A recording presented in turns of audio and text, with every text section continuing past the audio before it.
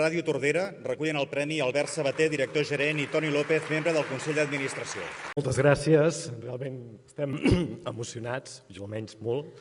Se'ns complica molt la vida per voler atendre a tota la ciutadania. El nostre present és digital i també és analògic i hem d'intentar arribar a tot arreu. Creiem que Ràdio Tordera ha de ser un mitjà modern, ha de ser un mitjà útil i ha de ser un mitjà influent.